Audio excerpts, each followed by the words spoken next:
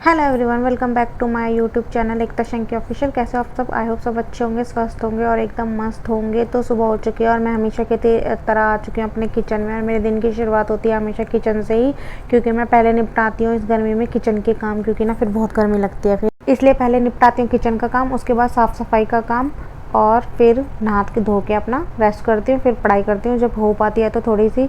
और तो यहाँ पर मैं पी रही हूँ धनिया के बीज का पानी, क्योंकि मुझे सुबह में जब भी आँख खुलती है मैं खाती हूँ थायराइड की दवाई, उसके 1 घंटे बाद मैं पीती हूँ धनिया के बीज का पानी। उसके आधे घंटे बाद मैं करूँगी नाश्ता, तब तक चाय तो बनी जाएगी, क्योंकि चाय को मैं अच्छे से पकाऊँगी कम से कम 15-20 मिनट, तो इतना ही टाइम हो जाएगा। तो मैंने चाय पत्ती और चीनी डाल दी थी उसके अंदर, और थोड़ा सा बॉयल आने पर मैंने डाल दिया था अदरक। और ये देखो, नज़र हटी दुर्घटना घटी। पता नहीं आजकल मेरे साथ क्या हो रहा है, ये कभी कुछ हो जाता है कभी कुछ हो जाता है, मतलब इंसिडेंट होते ही रहते हैं। मतलब किचन का काम ना मैं इतना करती नहीं थी ना पहले, और ये अब मैं ऐसे ये सब दुर्घटनाएं मेरे साथ।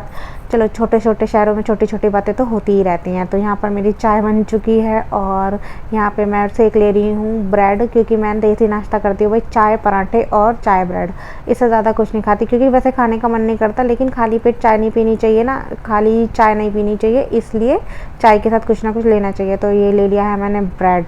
तो यहाँ पर मेरी हो गई है नाश्ते की तैयारी। नाश्ता करने के बाद मैं आ गई थी किचन में, और किचन में आने के बाद मैंने सब्जी को लगा दिया था छौंका। आज मैंने बनाई है सीताफल की सब्जी, और ये कह सकते हो पेठा भी बोलते हैं इसको, बहुत कुछ बोलते हैं, कहीं कुछ बोलते हैं कहीं कुछ बोलते हैं, तो सबका अपना अपना है। तो जब तक मेरी सब्जी बन रही है इतने मैं अपने बाकी के चाय नाश्ते वगैरह के जो भी मैंने बर्तन सब्जी बनाने के लिए यूज़ किए थे मैं कर दूँगी इनको साफ़। और इनको साफ़ करने के बाद मैं धो दूँगी अपनी सारी सब्जी वगैरह, मेरी साइड में पड़ी हुई हैं सब्जियाँ, वो मुझे धोनी है।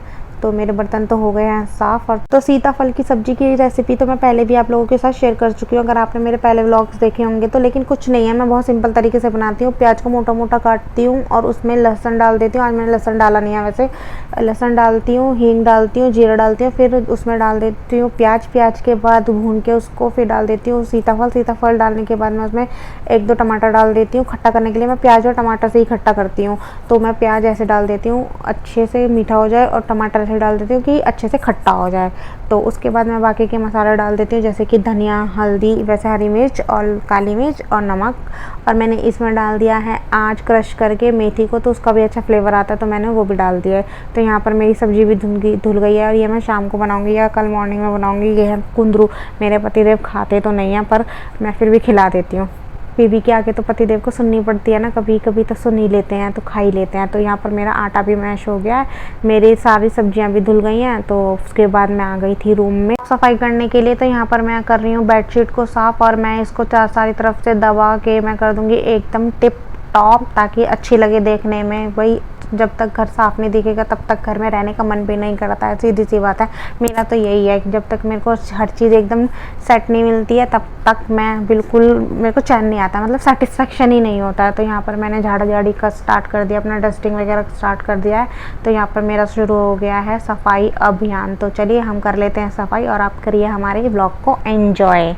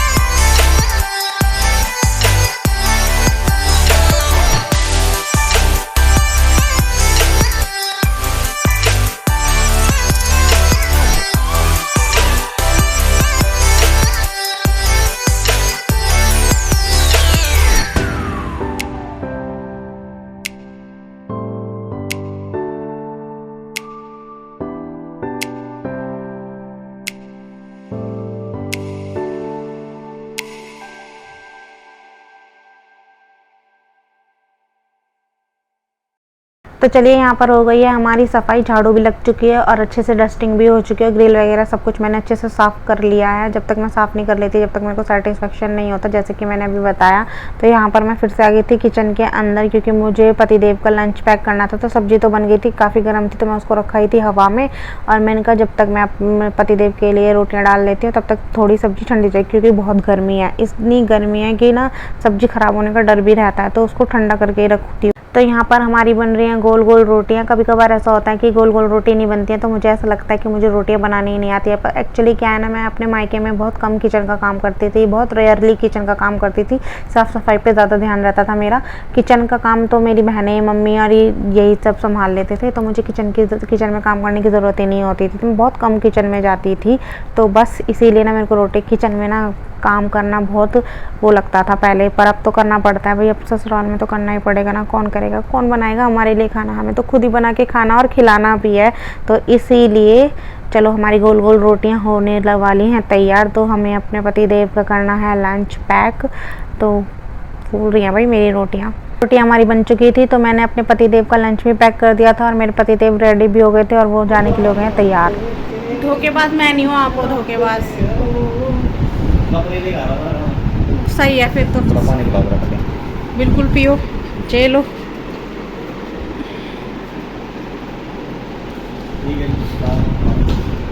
Bye bye.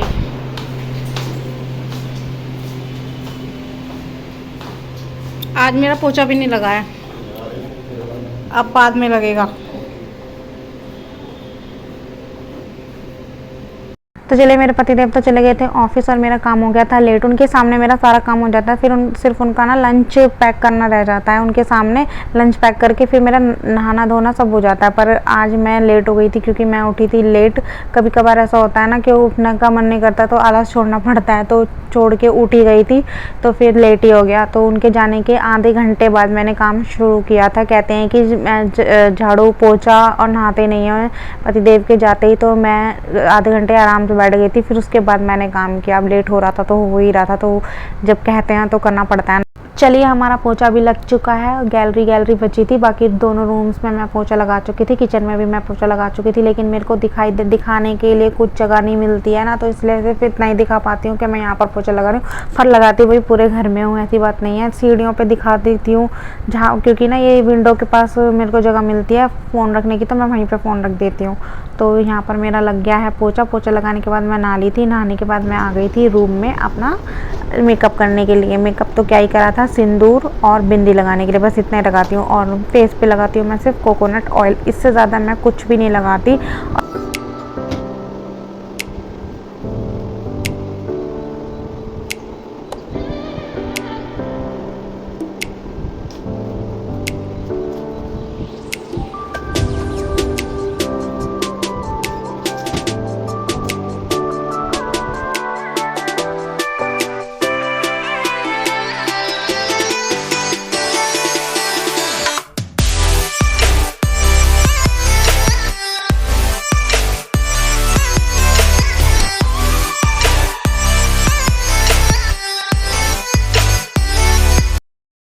तो मैं हो गई हूँ रेडी।